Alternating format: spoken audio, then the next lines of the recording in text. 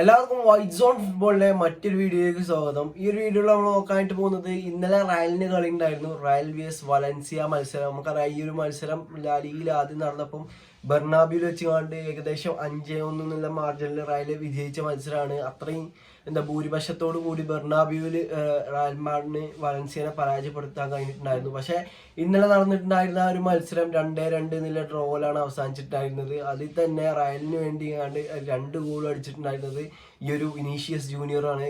ഈ ഒരു മത്സരത്തിന്റെ കോമ്പറ്റീഷന്റെ മറ്റൊരു പ്രത്യേകത എന്ന് പറയുന്നുണ്ടെങ്കിൽ കഴിഞ്ഞ സീസണിൽ ഇതേമാർക്കത്തെ ഈ ഒരു മസ്റ്റല്ല എന്ന് പറയുന്ന വലൻസിയന്റെ സ്റ്റേഡിയത്തിൽ വെച്ച് നടന്ന കളിയിലായിരുന്നു ഈ ഒരു വിനീഷ്യസ് ജൂനിയറിനെ ആ ഒരു ഹോം ക്രൗഡ് അടക്കം റേസിസ്റ്റ് വിവാദങ്ങൾ വിനീഷ്യസ് ജൂനിയറിന് മേലെ ഇതാക്കിയിട്ടുണ്ടായിരുന്നു. വിനീഷ്യസ് ജൂനിയറിനെ മങ്കി, അതുപോലത്തെ കറുപ്പ, അങ്ങനത്തെ വേർഡുകളൊക്കെ ഉപയോഗിച്ചുകൊണ്ട് ആ ഒരു ഇതില് വിനീഷ്യസ് ജൂനിയറിന് ആ ഒരു മത്സരത്തിൽ ഏൽക്കേണ്ടി വന്നിട്ടുണ്ടായിരുന്നു. അതിനുള്ളൊരു മാസ് റിവെഞ്ച് എന്ന് പറയുകയാണെന്നുണ്ടെങ്കിൽ ഈ ഒരു മത്സരം വിജയിച്ചിട്ടുണ്ടെങ്കിൽ അത് 1-1.5 വിജയം തന്നെ ആയിരിക്കും. കാരണം ആ ഒരു 2 ഗോളുകളും റയൽ മാഡ്രിഡിന് വേണ്ടിയാണ് അടിച്ചിട്ടുണ്ടായിരുന്നത് ഈ ഒരു വിനീഷ്യസ് ജൂനിയർ ആണ് എന്നുള്ളത് എടുത്തു പറയേണ്ട ഒരു സംഭവമാണ്. അതിൽ തന്നെ 2ാമത്തെ ഗോൾ അടിച്ചാണ്ട് വിനീഷ്യസിന്റെ സെലിബ്രേഷനൊക്കെ വൻതോതിൽ വൈറലായിട്ടുള്ളൊരു സംഭവമാണ്. അതിൽ തന്നെ ഈ ഒരു കളിയിൽ വിവാദമായിട്ടുള്ള സംഭവം ഏത് കളിയിലും ഇപ്പോൾ ലാലിഗിന്റെ കാര്യം നോക്കുകയാണെന്നുണ്ടെങ്കിൽ വിവാദങ്ങളാണ് ഉള്ളത്. ഈ പൊട്ടന്മാരായിട്ടുള്ള റഫറിമാരെ കൊടുത്താൽ തന്നെയല്ല അവസ്ഥ. എന്താ ചെയ്യുക, ഇതിപ്പോൾ നമുക്ക് അഗെയിൻസ്റ്റ് ആണെന്നുണ്ടെങ്കിലും നമുക്ക് അനുകൂലമായിട്ടാണെന്നുണ്ടെങ്കിലും ഞാനൊക്കെ ഒരു ഗോള് റയൽ അടിക്കുമ്പോൾ അത് ഗോളല്ല എന്നുണ്ടെങ്കിൽ ഗോളല്ലാതെ നിൽക്കാൻ പ്രാർത്ഥിക്കലാണ്. ചിലപ്പോൾ അത് ചിലപ്പോൾ ഗീവ് ചെയ്യും, എന്നിട്ട് ലാസ്റ്റ് ട്രോള് മൊത്തം ഞമ്മക്കാവും. അതേമാതിരി ഇന്നത്തെ കളിയിൽ വേറൊരു പൊട്ടത്തില്ല നമുക്ക് വഴിയെ പറയാം. ഇന്നലത്തെ കളി വേറൊരു അഡ്വാൻറ്റേജ് റയലിനെ എടുത്ത് നോക്കുകയാണെന്നുണ്ടെങ്കിൽ കുറേ ഇഞ്ചുറി മാറിയാണ്ട് വരുന്ന കുറച്ച് പ്ലേയേഴ്സിനൊക്കെ നമുക്ക് കാണാൻ കഴിഞ്ഞിട്ടുണ്ടായിരുന്നു. പക്ഷെ അതിൽ ഏകദേശം ഒരു തീരുമാനമായിട്ടുണ്ട് ഇപ്പോൾ തന്നെ. അതിൽ ജൂഡ് ബെല്ലിംഗാം ഇഞ്ചുറി കഴിഞ്ഞാണ് തിരിച്ചു വന്നിട്ടുണ്ടായിരുന്നു ആ ഒരു മത്സരത്തിൽ. അതുപോലെ തന്നെ അന്റോണിയോ റൂഡിഗർ വന്നിട്ടുണ്ടായിരുന്നു. ഹോസേലുവിൻ്റെ ഇഞ്ചുറി മാറിയിട്ടുണ്ടായിരുന്നു. അങ്ങനെ ഈ ഒരു 3 പ്ലേയേഴ്സിനെ നമ്മൾ കളിക്കളത്തിൽ കണ്ടു. അങ്ങനെ ഫസ്റ്റ് ലെവലിൽ സെൻട്രൽ ബാക്കിൽ നാച്ചോന് പകരം ചുവമെനി, അതുപോലെ തന്നെ റൂഡിഗർ കോമ്പാണ് കണ്ടിട്ടുണ്ടായിരുന്നത്. പിന്നെ ബാക്കിയുള്ളതൊക്കെ മെൻഡി, കർവഹാല്, അതുപോലെ തന്നെ കമവിംഗ, ആ ഒരു രീതിയിൽ തന്നെയാണ് ലൈനപ്പ് വന്നിട്ടുണ്ടായിരുന്നത്.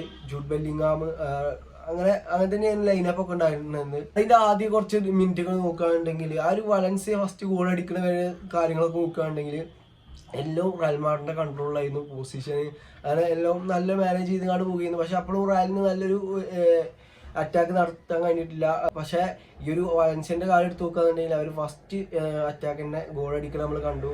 അങ്ങനെ ഒരു വലൻസിയന്റെ 2 ഗോളുകളും ഏകദേശം 3 മിനിറ്റിന്റെ ഗ്യാപ്പിലാണ് വന്നിട്ടുണ്ടായിരുന്നത്. ഈ ഒരു 3 മിനിറ്റിന്റെ ഗ്യാപ്പിൽ വന്ന 2 ഗോളുകളും ഈ ഒരു റയലിന്റെ ഡിഫൻസീവ് എറേഴ്സ് കൊണ്ടാണ് എടുത്തു പറയേണ്ട സംഭവമാണ്. പിന്നെ അങ്ങനെ ഈ ഒരു വിനീഷ്യസ് ജൂനിയറിന്റെ ഫസ്റ്റ് ഗോൾ വന്നിട്ടുണ്ടായിരുന്നത് ഒരു ഫസ്റ്റ് ഹാഫിന്റെ ലാസ്റ്റ് ആഡ് ഓൺ ടൈമിലായിരുന്നു ആ ഒരു ഗോൾ വന്നിട്ടുണ്ടായിരുന്നത്. അതുകൊണ്ട് തന്നെ റയലിന് 1 ഗോൾ മാത്രമേ ഉള്ളൂ സെക്കൻഡ് ഹാഫിൽ ആ ഒരു ഡ്രോ പിടിക്കാൻ ആവശ്യമായിട്ടുണ്ടായിരുന്നത്. അത് സെക്കൻഡ് ഹാഫിൽ വിനീഷ്യസ് ജൂനിയർ അടിക്കണം നമ്മൾ കണ്ടു. അങ്ങനെ റയലിന് ഈ ഒരു സെക്കൻഡ് ഹാഫിൽ വന്നപ്പോൾ കുറേ മാറ്റങ്ങൾ വരുത്തുന്നത് നമ്മൾ കണ്ടു. അതിൽ തന്നെ ഈ ഒരു സെക്കൻഡ് ഹാഫിൽ വരുമ്പോൾ ഞാൻ വിചാരിച്ചിരുന്നു ഈ ഒരു മെൻഡിനെ മാറ്റിക്കാണ്ട് ഫ്രാങ്കാസിനെ കൊണ്ടുവരണം എന്നുള്ളത്. പക്ഷേ ഫ്രാങ്കാസി കുറച്ച് ലേറ്റ് ആയിട്ടാണ് വന്നിട്ടുണ്ടായിരുന്നത്. കാരണം ആ ഒരു ഫ്രാങ്കാസി വന്നപ്പോൾ അവിടെ ഇമ്പാക്റ്റ് ഉണ്ടാക്കുന്നത് നമ്മൾ കണ്ടാണ്. കാരണം അവിടെ ഇനിയിപ്പോൾ ഡിഫെൻസീവിലി എന്ത് ചെയ്യാല്ല, മെൻഡിക്കാണെന്നുണ്ടെങ്കിൽ ഒരു ഡിഫെൻസീവ് ഫുൾ ബാക്കാണ്. അവിടെ മാറ്റിയാണ്ട് ഒരു ഒഫെൻസീവ് ഫുൾ ബാക്കിനെ കൊണ്ടുവരേണ്ട അത്യാവശ്യമാണെന്നുള്ളത് എനിക്ക് തോന്നിയത്. ആ ഒരു ഒഫെൻസീവ് ഫുൾ ബാക്ക് വന്നപ്പോൾ അവിടെ കുറേ കാര്യങ്ങൾ മാറി നമ്മൾ കണ്ടു. അത് കുറച്ചും കൂടി നേരത്തെ ആയിട്ടുണ്ടെങ്കിൽ ഒന്നും പാടെ സെറ്റായെന്ന് എനിക്ക് തോന്നുന്നു. അങ്ങനെ ആ ഒരു 2ാമത്തെ ഗോൾ വന്നപ്പോൾ തന്നെ ഏകദേശം റയൽ മാഡ്രിഡ് കംബാക്ക് അടിക്കുമെന്ന് എല്ലാവർക്കും തോന്നിയിട്ടുണ്ടാവും. പക്ഷേ റയൽ മാഡ്രിഡ് കംബാക്ക് അടിച്ചിട്ടില്ല. പക്ഷെ കംബാക്ക് അടിച്ചു എന്ന് വേണം പറയാൻ. ലാസ്റ്റ് 90+ റൗണ്ട് ടൈമിൽ കളി നടന്നുകൊണ്ടിരിക്കുകയാണ്. അതിൻ്റെ ഇടയ്ക്ക് കൂടെ ആ ഒരു ആഡ് ഓൺ ടൈമിലും കുറേ ലാഗൊക്കെ വന്നിട്ടുണ്ട്. പെനാൽറ്റി ഇഷ്യൂസ് ഒക്കെ കാരണം ലാഗ് വന്നിട്ടുണ്ട്. അങ്ങനെ റയൽ മാഡ്രിഡിന്റെ ഒരു കോർണർ നിങ്ങാണ്ട് ഡിഫ്ലക്ട് ചെയ്തുകൊണ്ട് വീണ്ടും ഇബ്രാഹിം ഡിയാസിന്റെ കൈ കിട്ടാണ്. ഇബ്രാഹിം ഡിയാസ് നല്ലൊരു ടേണൊക്കെ എടുത്തുകൊണ്ട് ക്രോസ് ചെയ്യുമ്പോൾ ഒരു ബോൾ എയറിൽ നിൽക്കുമ്പോൾ റഫറി കളി കഴിഞ്ഞു എന്ന് പറഞ്ഞ വിസിൽ എടുക്കുക. അതായത് നമ്മൾ കണ്ട ഫുട്ബോളിലൊക്കെ കമ്മിറ്റിക്കാരൻ്റെ റഫറിക്കൂല. അതായത് ഇപ്പോൾ ഞാൻ എൻ്റെ നാട്ടിലൊരു കളി വെക്കുകയാണ്. ആ നാട്ടിലത്തെ കളിൻ്റെ എൻ്റെ നാട്ടിലത്തെ ടീം വേറൊരു അയലോകത്തെ നാട്ടിലത്തെ ടീമും കളിച്ചാണ്. ഈ 2 ടീമും കളിച്ചപ്പോൾ ഞാൻ റഫറിൽ നിന്നാണ്ട് എൻ്റെ ടീമിൻ്റെ ഇതിക്ക് ലാസ്റ്റ് ഒരു ഗോൾ അടിച്ചാൽ മറ്റൊരു വരികയാണെന്നുണ്ടെങ്കിൽ സാധാരണയായിട്ട് അവിടെ എന്താ നടക്കുക, ഒരു റൂളും ഒന്നും ഇല്ലാന്നുണ്ടെങ്കിൽ എന്താ നടക്കുക, അത് തന്നെയാണ് ഇന്നലെ അവിടെ നടന്നിട്ടുണ്ടായിരുന്നത്. ആ ഒരു ഗോളാകുന്നതിലുകൊണ്ട് മൂപ്പര് നേരത്തെ വിസിൽ കളിച്ച് എന്നിട്ട് പറ്റൂല എന്നിട്ട് ലാസ്റ്റ് റൂഡിഗറിനും ബെല്ലിങ്ങാമിനൊക്കെ റെഡ് കാർഡും കൊടുത്ത് ആ ഒരു മത്സരം കലാശക്കൊട്ടയാക്കി വിട്ടിട്ടുണ്ടായിരുന്നു മൂപ്പര്. അത്രത്തോളം ബുദ്ധിശാലികളാണ് നമ്മുടെ ലാലീഗത്തെ റഫറിമാർ എന്ന് പറയുന്നത്. ഇതിപ്പോൾ ഏകദേശം ലാലീഗത്തെ റഫറിമാരുടെ അവസ്ഥ ഇത് തന്നെയാണ് എന്നുള്ളത് എടുത്ത് പറയേണ്ട ഒരു സംഭവമാണ്.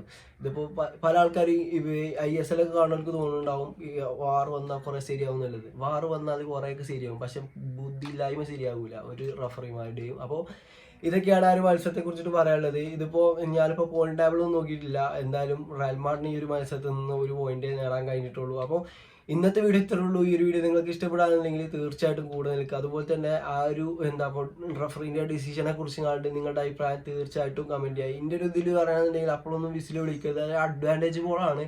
അവിടെ നേരത്തെ വലൻസിയക്ക് അഡ്വാൻറ്റേജ് ബോൾ ഇട്ടുമ്പോഴൊക്കെ വിളിച്ചൊക്കെ ചെയ്തിരുന്നു. അത് വലൻസിയനെ സപ്പോർട്ട് ചെയ്യുന്നല്ല അറിയണത്. അതേമാതിരി ഇവിടെ അഡ്വാൻറ്റേജ് ബോളാണ് റിഫ്ലക്ട് ചെയ്ത് ബ്രാഹിം ഡിയാസിൻ്റെ കയ്യിൽ നിന്ന് ആ ഒരു അറ്റാക്ക് കഴിഞ്ഞിട്ട് വേണം സത്യത്തിൽ ആ ഒരു വിസിൽ വിളിക്കേണ്ടത് എന്നുള്ളത് എനിക്ക് തോന്നുകയാണ്.